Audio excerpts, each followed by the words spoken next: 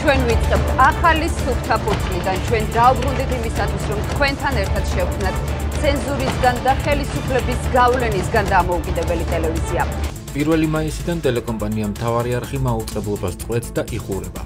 ამის შესახებ ინფორმაცია თანამშრომლება გენერალური დირექტორისგან გიორგი გაბუნიასგან მიიღეს. არხის დახურვას ადასტურებს საინფორმაციო გამოშვების ჟურნალისტი თათია წოწონავაც, რომელიც სოციალურ ქსელში წერს. ჩემი და მთავარი არხის თანაცხოვრება დასრულებულია და გული ძალიან წლება, რომ ამ ყველაფერს ამ ფორმით იგებს ყველა. წერს თათია წოწონავა. დაიხურება მთავარი არხი, გაიხსნება ახალი. სხვანაირად არ და ვერ იქნება. ჯერა და ვიცი, რომ მთავარია ქვეყანა არ დაიხუროს. თორემ მე გინდა დახურე, გინდა გახსენი აზრი არ ეკნება არაფერს.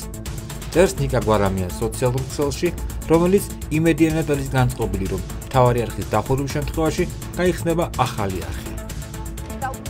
ყველაფერი 2019 წლის 9 სექტემბერს დაიწყო, როდესაც რუსთავი 2-დან წამოსულმა გუნდმა მთავარი არხი დააფუძნა. 5 წლის შემდეგ კი ტელევიზია იხურება. და ჩვენ ერთად მოვიგებთ მთავარ ბრძოლას თავისუფლებისთვის.